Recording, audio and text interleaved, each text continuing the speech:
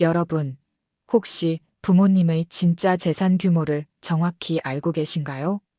오늘 들려드릴 이야기는 정말 놀라운 반전이 숨어 있는 사연입니다. 한 여성이 보내온 이 이야기를 듣고 나면 여러분도 부모님을 다시 한번 자세히 살펴보게 될지도 모르겠어요. 그럼 지금부터 윤혜진의 이야기를 시작해 보겠습니다. 30살 혜진은 강북 수유동 월세 원룸에서 혼자 살고 있었습니다. 4평방미터 남짓한 작은 공간이었지만 혜진에게는 소중한 보금자리였어요. 매일 아침 6시 30분에 일어나 간단히 세수를 하고 편의점에서 산 삼각김밥 하나로 아침을 때우는 게 일상이었답니다. 지하철 4호선을 타고 시청 근처 회사까지 가는 길은 늘 붐볐지만 혜진은 이런 평범한 일상이 나름 만족스러웠어요. 혜진이 다니는 회사는 중견 규모의 무역회사였습니다. 총무팀 대리로 일하며 받는 월급은 250만 원 정도였어요. 월세 60만 원을 내고 나면 생활비로 쓸 수 있는 돈은 많지 않았지만 그래도 독립적인 삶을 살고 있다는 자부심이 있었답니다. 혜진의 냉장고 안에는 늘 똑같은 것들이 들어 있었어요. 편의점에서 산 도시락 2개, 우유 한 팩, 그리고 김치. 요리를 할 줄 몰라서가 아니라 혼자 사는 집에서 요리를 해먹기엔 너무 번거로웠거든요. 어머니가 혜진이 10살 때 교통사고로 세상을 떠나신 후로는 집다운 집에서 살아본 기억이 거의 없었어요. 아버지 윤태식은 경기도 포천의 작은 읍내에서 택시를 몰고 계셨답니다. 낡은 소나타 택시였지만 아버지는 그 차를 정말 소중히 여겼어요. 매일 새벽 5시에 일어나 택시를 닫고 밤늦게까지 손님을 태우며 하루하루를 보내셨죠. 혜진이 고등학교에 다닐 때까지는 아버지와 함께 포천에서 살았어요. 작은 연립주택 2층 방 2개짜리 집이었는데 겨울에는 보일러가 고장나기 일쑤였고 여름에는 에어컨이 없어서 선풍기 하나로 더위를 식혀야 했답니다.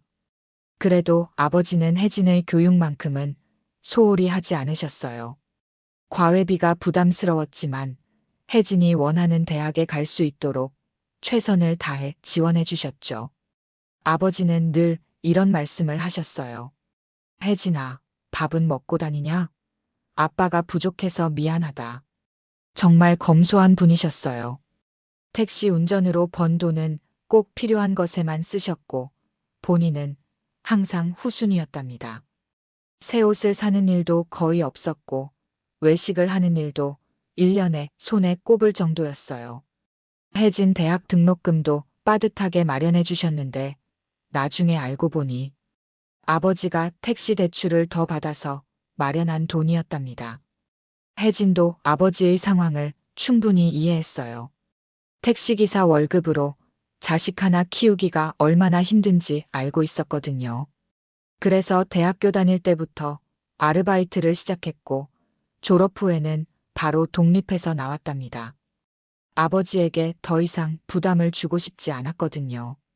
그런 혜진에게 3년 전 연인이 생겼습니다. 바로 최준호였어요. 준호는 중견 건설회사에서 본부장으로 일하는 엘리트였답니다. 혜진보다 2살 많은 32살이었고 키가 180cm의 단정한 외모를 가진 남성이었어요.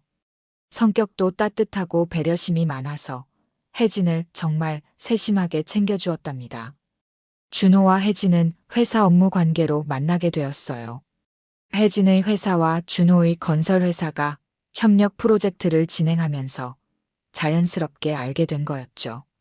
처음에는 단순한 업무 관계였지만 몇 번의 회식을 거치면서 서로에게 호감을 갖게 되었답니다. 연애한 지 3년이 지난 어느 날 준호가 혜진에게 프러포즈를 했어요. 혜진아, 우리 결혼하자. 내가 힘들게 사는 거 더 이상 보기 싫어. 준호의 진심이 담긴 말이었지만 혜진의 마음은 복잡했답니다. 사랑하는 사람이었지만 집안 환경이 너무 달랐거든요.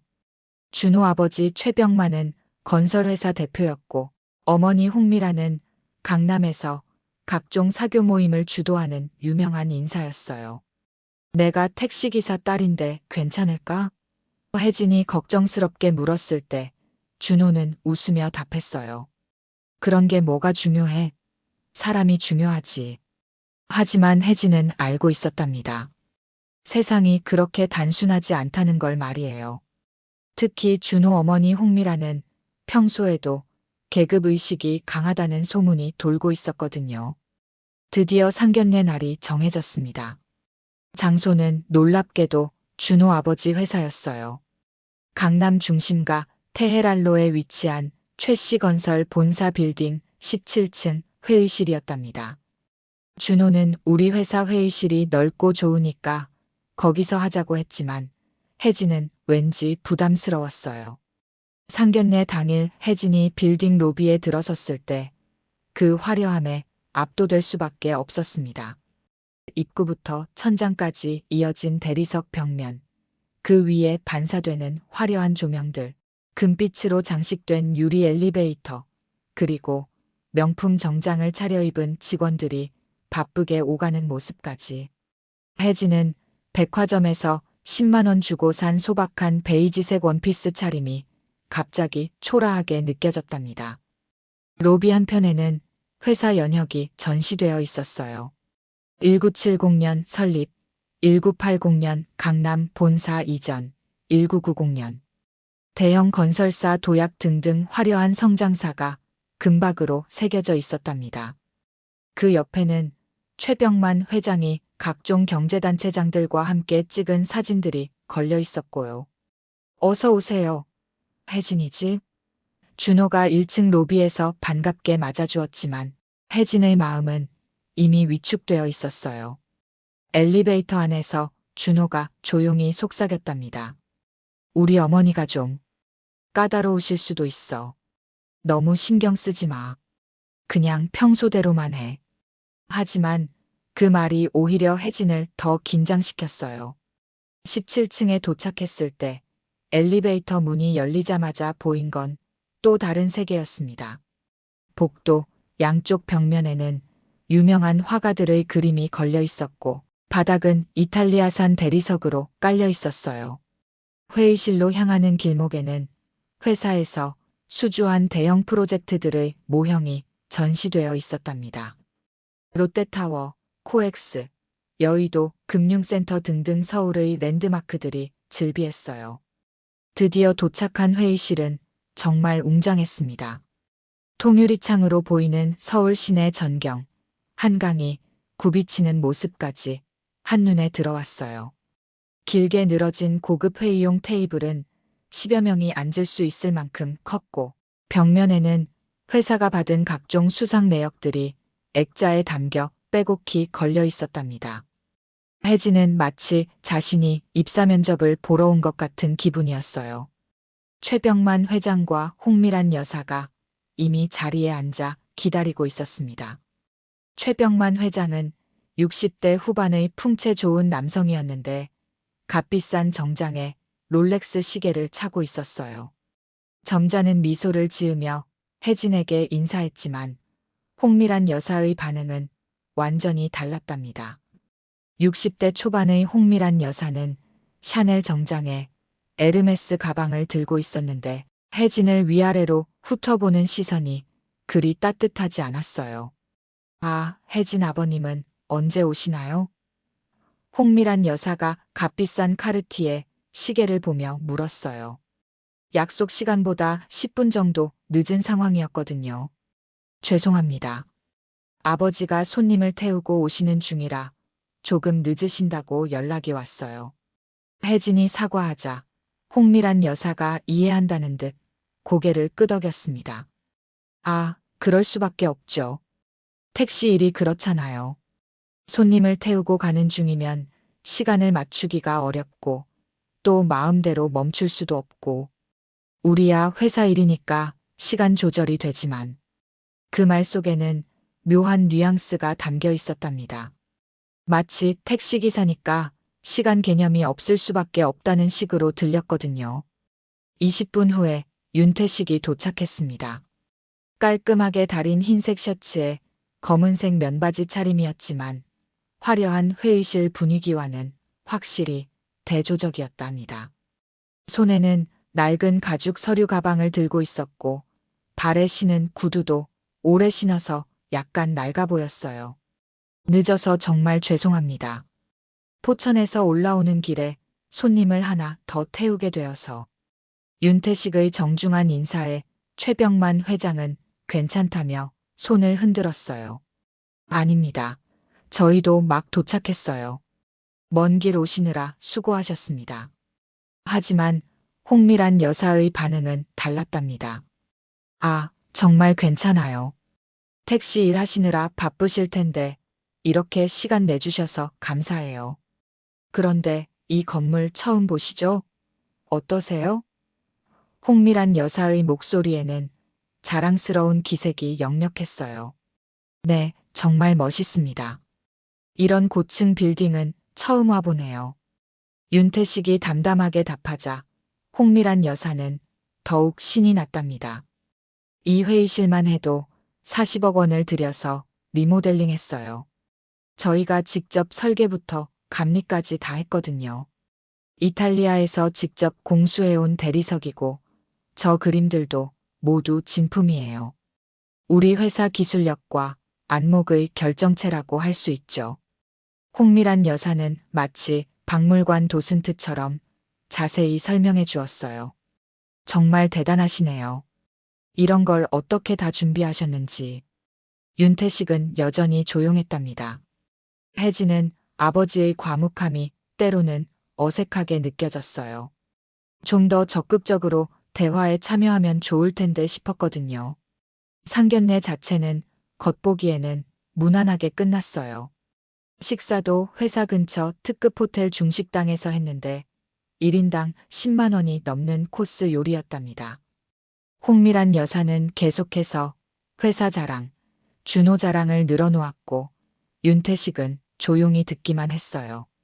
하지만 진짜 문제는 그 이후에 시작되었답니다. 혜진이 며칠째 몸살 감기로 알아누워 있을 때였어요. 회사 일이 너무 바빠서 스트레스가 쌓인 데다가 상견례 후유증까지 겹쳐서 몸이 말을 듣지 않았거든요. 그런데 갑자기 현관벨이 울렸답니다. 혜진아, 저예요. 준호 어머니. 홍미란 여사가 예고도 없이 불쑥 찾아온 거였어요. 혜진은 급하게 머리를 정리하고 옷을 챙겨 입고서 문을 열었답니다. 몸이 아픈 상태라 화장도 안 한 얼굴이었는데 홍미란 여사 앞에 이런 모습으로 나서기가 부끄러웠어요. 어머니, 어떻게 이런 곳까지. 연락을 주셨으면 제가 나가서 뵙거나 했을 텐데요. 준호가 내가 아프다고 하던데 걱정되어서 그냥 왔어. 어디 좀 보자. 혼자 사는 여자가 아프면 큰일이잖아. 홍미란 여사는 혜진의 원룸 안으로 들어오기 시작했어요. 그 순간부터 홍미란 여사의 시선이 혜진의 집 곳곳을 훑어보기 시작했습니다. 작은 침대, 낡은 책상, 벽에 붙은 곰팡이 자국, 바닥에 놓인 작은 가전제품들까지 모든 게 홍미란 여사의 눈에 들어왔어요. 그 시선이 결코 따뜻하지 않았답니다. 여기가 수유동이지? 아직도 강북에서 원룸 생활하는구나. 준호가 도와주지 않아? 연애하는 남자친구가 여자친구 이런 곳에서 살게 두면 안 되는데. 홍미란 여사의 말에는 가시가 돋쳐 있었어요. 아니에요. 제가 독립해서 살고 싶어서 이렇게 하는 거예요. 준호도 도와주려고 했는데 제가 거절했거든요. 혜진이 설명하려 했지만 홍미란 여사는 이미 냉장고 쪽으로 향하고 있었어요. 어머, 냉장고에 제대로 된 반찬이 하나도 없네. 우유랑 김치, 편의점 도시락이 전부야. 이런 걸로 어떻게 끼니를 때우니? 영양실조 걸리겠어. 죄송해요. 몸이 아파서 며칠째 장을 못 봤어요. 평소에는 이렇지 않아요. 혜진이 변명하듯 말했지만 홍미란 여사의 표정은 점점 심각해졌답니다. 엄마 없이 자라서 그래. 요리하는 법도 모르고 살림하는 법도 모르고 집안 정리도 이렇게밖에 못하고 그 순간 혜진의 가슴이 철렁 내려앉았답니다. 엄마 이야기는 혜진에게 가장 아픈 부분이었거든요. 어머니가 돌아가신 지 20년이 넘었지만 여전히 그 상처는 아물지 않았어요. 우리 준호는 어릴 때부터 제대로 된 환경에서 자랐어. 엄마가 직접 모든 끼니를 챙겨주고 인성 교육시키고 예절 가르치고 피아노에 영어에 골프까지 다 가르쳤거든. 그런데 너는 홍미란 여사의 말이 계속되었지만 혜진의 머릿속은 점점 하얗게 변해갔답니다. 갑자기 어지러움이 몰려왔어요. 어머니, 좀. 혜진이 비틀거리더니 그대로 바닥에 쓰러졌답니다. 홍미란 여사가 깜짝 놀라서 119에 신고했어요. 구급차가 도착할 때까지 혜진은 의식을 잃은 상태였답니다. 응급실에서 깨어난 혜진에게 의사는 말했답니다. 스트레스성 쇼크 증상이에요. 극도의 정신적 충격으로 인한 일시적 의식 잃음이죠. 많이 힘드셨죠? 며칠은 푹 쉬셔야 해요.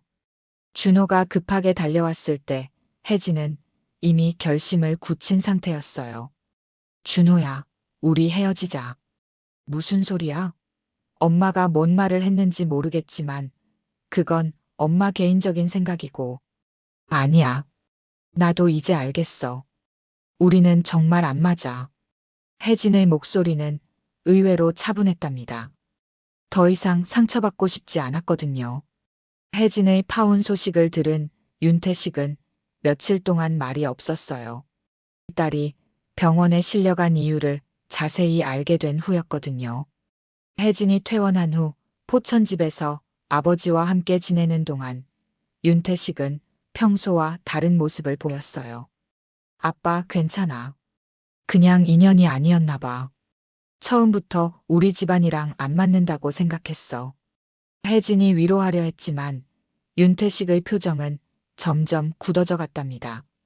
평소 온화하고 말수적은 아버지가 이렇게 화를 내는 건 혜진도 처음 보는 일이었어요. 혜진아. 네, 아빠. 상견례 다시 잡으라고 해라. 네. 아빠 이미 파혼했는데 왜 다시? 내가 직접 가겠다. 윤태식의 목소리에는 이전과 완전히 다른 무언가가 담겨 있었답니다. 혜진은 아버지의 이런 모습을 본 적이 없었어요. 항상 조용하고 겸손한 택시기사 아버지만 알고 있었거든요. 아빠, 그럴 필요 없어요. 그분들은 원래부터 우리를 무시했고 다시 만나봤자 달라질 게 없어요. 혜진아, 아빠 말 들어라. 다시 만나자고 해. 이번에는 내가 할 말이 있어. 윤태식이 이렇게 강하게 나오는 건 정말 처음이었어요. 혜진은 어리둥절했지만 아버지의 뜻을 따르기로 했답니다. 준호에게 전화를 걸었을 때 준호는 당황스러워했어요. 혜진아, 정말 괜찮아?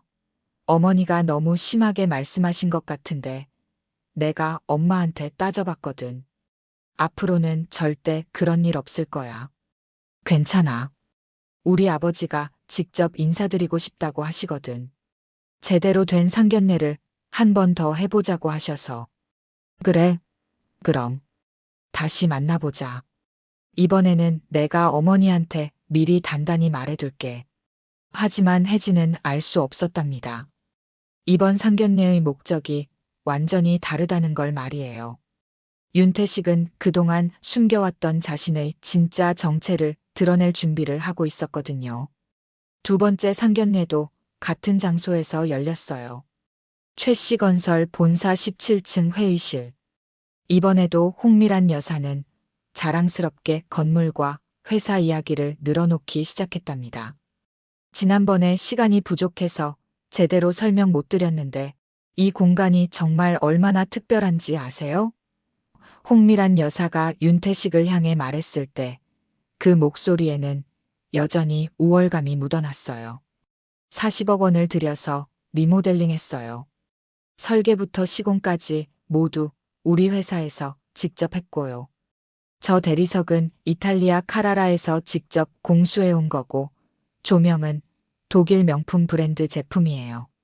이런 고급 인테리어는 처음 보시죠? 홍미란 여사가 윤태식의 반응을 기대하며 물었을 때 윤태식은 조용히 대답했답니다. 그럴 리가요. 네. 이 건물 제 겁니다. 회의실에 갑자기 정적이 흘렀어요. 모든 사람이 윤태식을 바라보았답니다.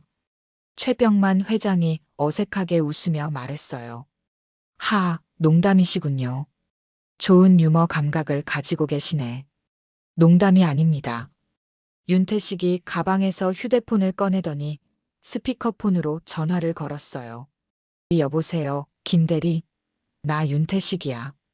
지금 강남 최씨건설 빌딩에 와 있는데 소유주 확인 좀 해줄 수 있어? 전화 너머에서 분명한 목소리가 들려왔답니다. 네, 사장님.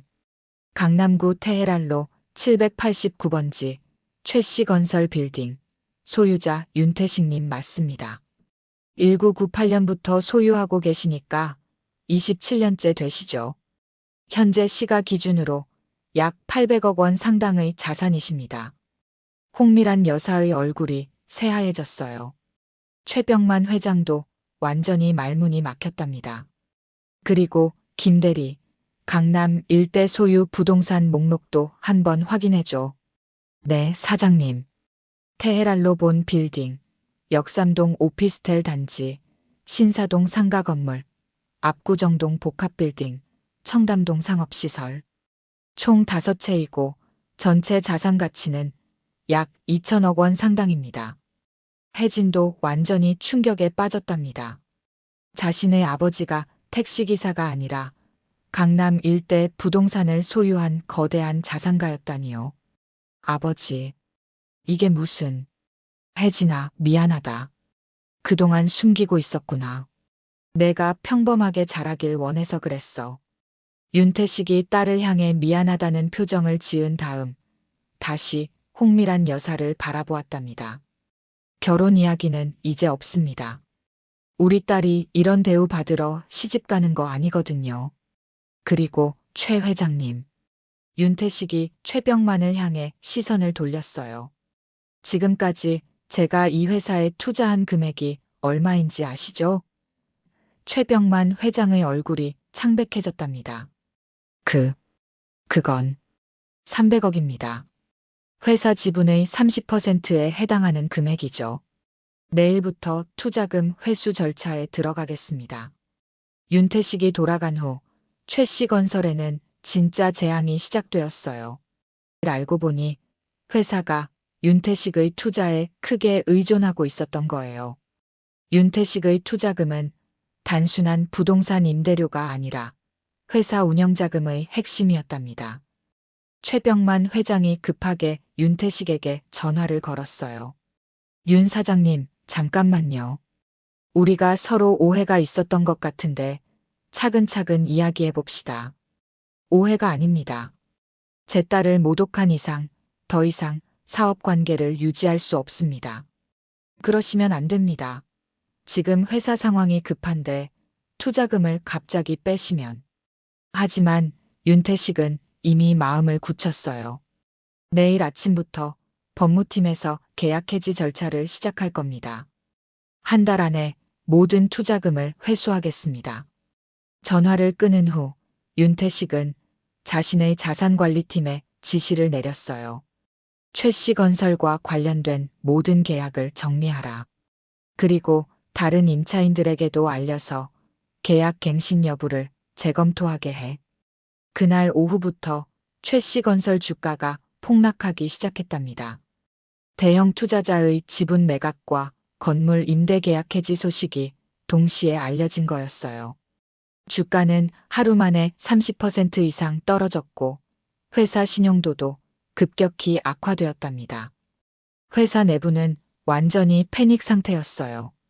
사장님, 은행에서 긴급 상황 점검하겠다고 연락이 왔습니다. 협력업체들도 대금 지급을 독촉하고 있어요. 직원들 사이에서도 불안감이 확산되고 있습니다. 최병만 회장은 하루 만에 10년이 늙은 것 같았어요. 회사 자금 상황은 더욱 심각했어요. 윤태식의 투자금이 빠지면서 당장 다음 달 직원 급여조차 지급하기 어려운 상황에 빠진 거였답니다. 사장님, 이달 말까지 긴급 자금을 구하지 못하면 부도 위험이. 알고 있어. 지금 여기저기 알아보고 있으니까. 하지만 급한 불부터 꺼야 했어요. 홍미란 여사가 살던 강남 펜트하우스도 큰 문제였거든요.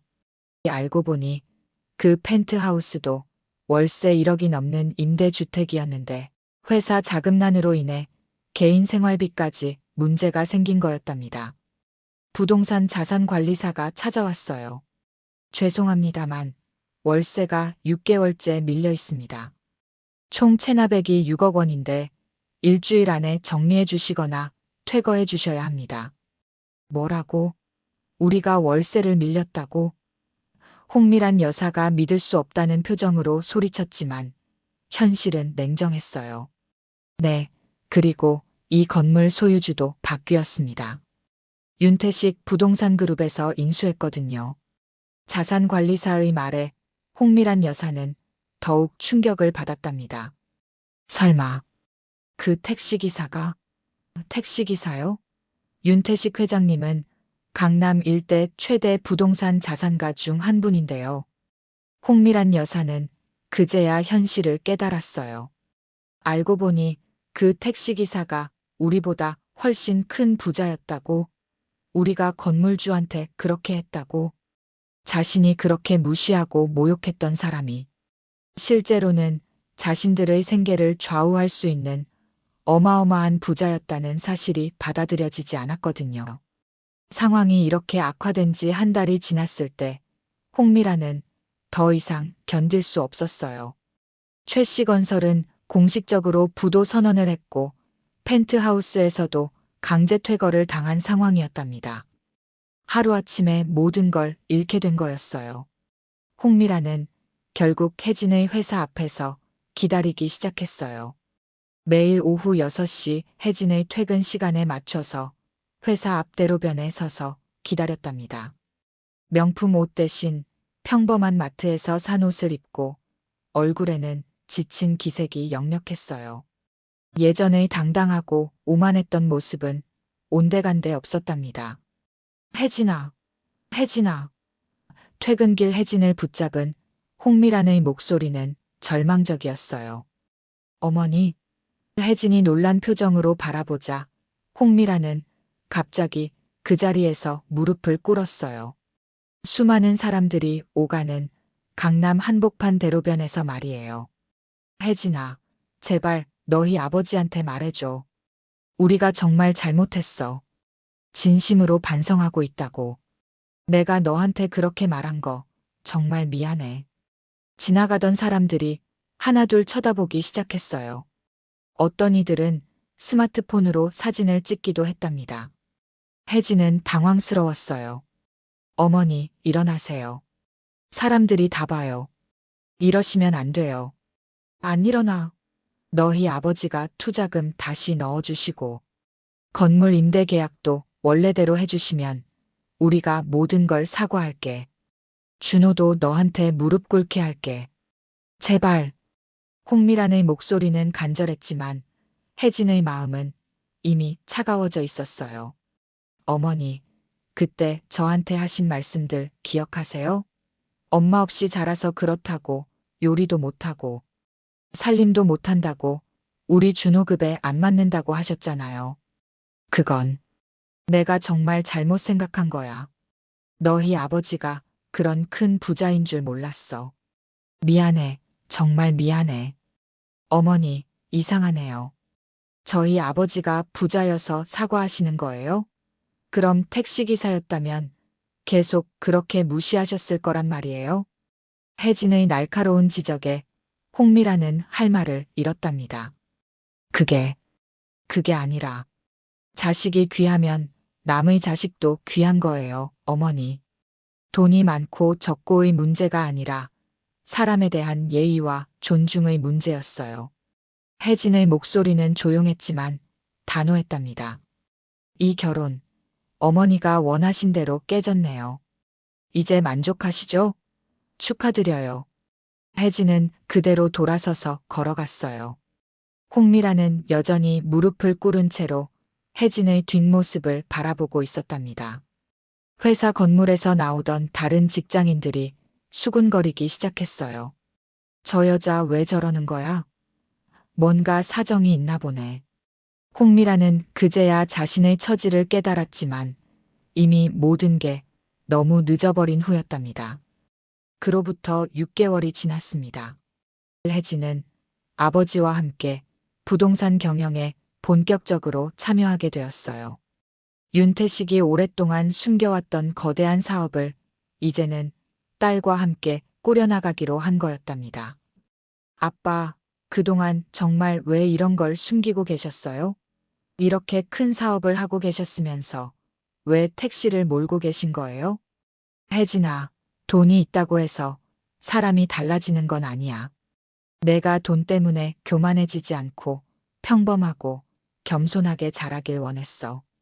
윤태식 부동산 그룹의 본사는 강남 한복판에 있었지만 화려하지 않았어요.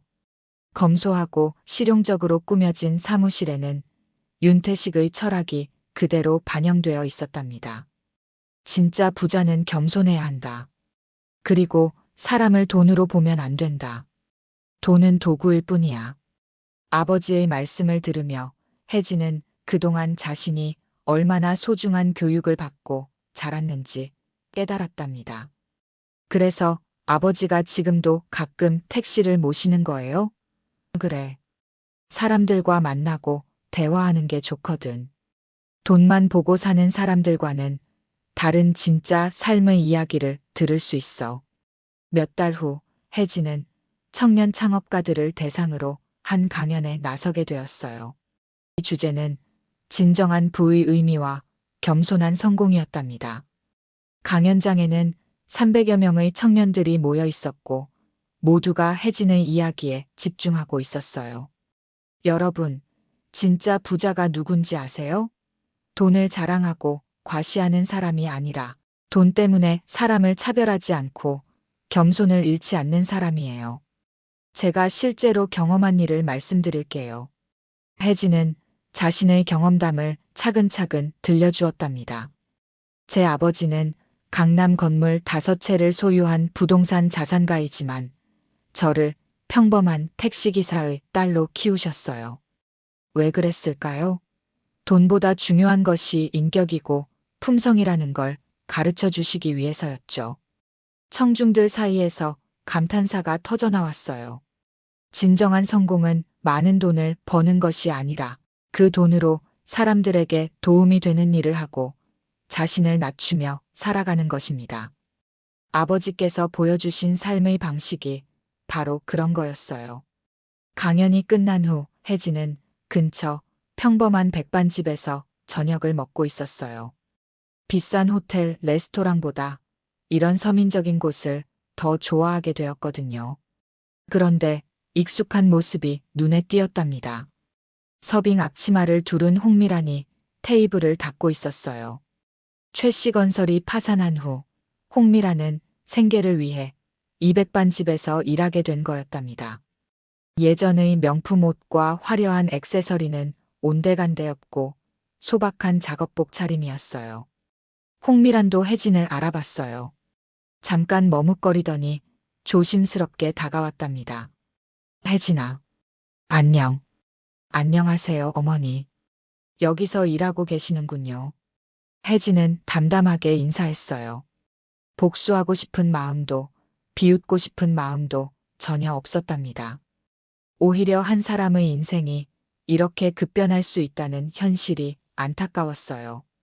많이 힘들었지? 홍미란이 조심스럽게 물었을 때 혜진은 고개를 저었어요. 아니에요. 다 잊었어요. 오히려 감사해요. 정말? 네. 그때 일들 때문에 저 자신에 대해서 그리고 진짜 소중한 것이 무엇인지에 대해서 많이 배울 수 있었거든요. 홍미란의 눈에 눈물이 맺혔어요. 혜진의 마음씨를 뒤늦게 깨달은 거였답니다. 수고하세요. 혜진이 계산을 마치고 일어서며 정중하게 인사하자 홍미라는 깊게 고개를 숙였어요. 혜진아, 정말 모든 게 미안했어. 내가 이렇게 좋은 사람인 줄 그때 알았으면. 괜찮아요. 모든 일에는 이유가 있다고 생각해요. 어머니도 건강하게 지내세요. 혜진은 따뜻한 미소를 지으며 식당을 나섰답니다. 밖으로 나오니 아버지가 그 낡은 택시에서 기다리고 있었어요. 혜진아, 어땠어? 강연 잘했지? 좋았어요, 아빠. 많은 분들이 공감해 주셨어요. 아버지 이야기 들으시고 다들 감동받으셨거든요. 그래, 다행이다. 내가 이렇게 성장해줘서 아빠가 정말 자랑스러워.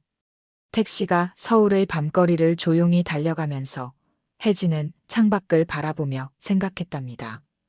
진정한 복수는 상대방을 무너뜨리는 게 아니라 자신이 더 나은 사람으로 성장하는 것이라고요. 아빠, 정말 사랑해요. 이렇게 키워주셔서 감사해요. 나도야, 혜진아. 내가 내 자랑이다. 아버지와 딸을 태운 택시는 네온사인이 반짝이는 강남 거리를 지나 집으로 향했답니다. 진짜 부자는 소리내지 않는다는 것, 그리고 진정한 부는 돈이 아니라 사람에 대한 예의와 겸손한 마음이라는 것을 혜진은 이제 확실히 알게 되었어요. 여러분, 오늘의 이야기는 여기서 마무리됩니다. 우리 모두 돈이 있어도 겸손하고 사람을 외모나 직업으로 판단하지 않는 진정한 부자가 되어 보시길 바라며 다음 시간에 또 다른 감동적인 사연으로 찾아뵙겠습니다. 지금까지 들어주셔서 감사합니다.